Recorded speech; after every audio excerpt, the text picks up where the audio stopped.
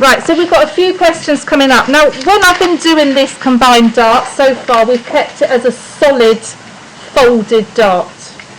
But if we want to look and decide, I don't want a straight line, or this is too bulky, we can reduce this by doing parallel seam allowances from this line and cut that bulk away.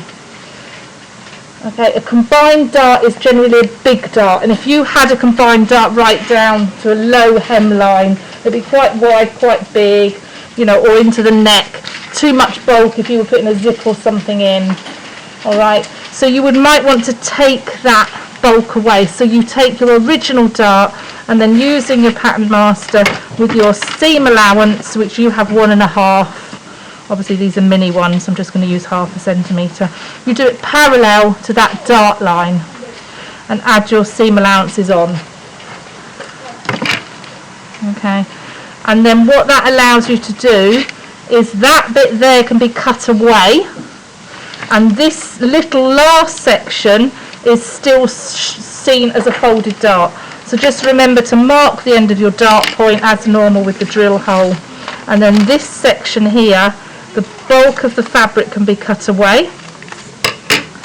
Okay, and you will cut that out in your fabric as well, and then when you sew it you'd have a notch, or you'll know your seam width, and you would fold it, and then your sewing line runs parallel to the edge. Okay, so that's taken the bulk away. So we're going to use this technique if we're going to add a shaped line, because obviously darts are fine if they're sewn straight, but if you've got a curved dart or a shaped dart, then it's a bit difficult to just fold it in half and follow that exact sewn line, because we're thinking about manufacturing processes. So we're going to look at the same again. You've got your bodice, but I'm going to this time combine my dart and I'm going to do a shape. Now you need to have had an idea, or you'll be drafting this on the stand.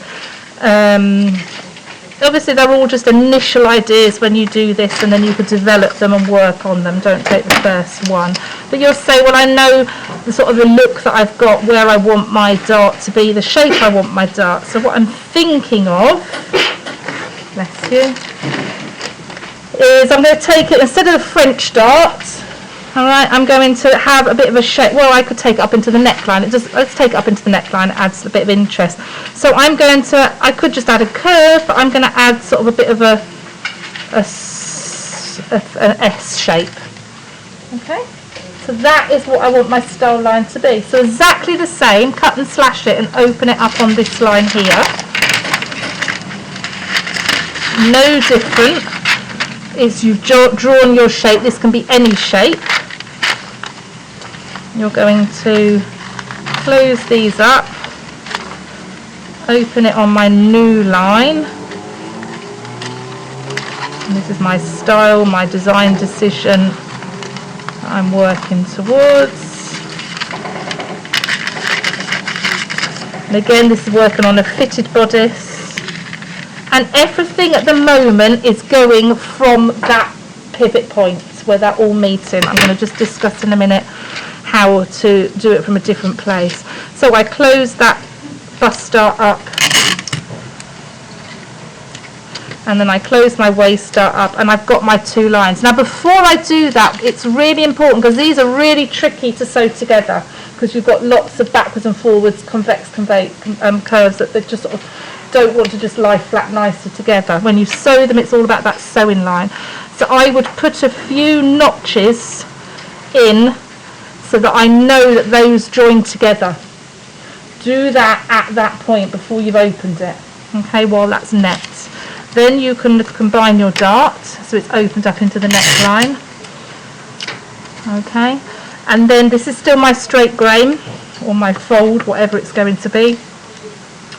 And then just like I showed you with the other one, you add seam allowances, and it's just the last bit. So this, moving that drill point up a bit, and then you will add your seam allowance on parallel to your shape, and then at this point it's where the seam allowances cross.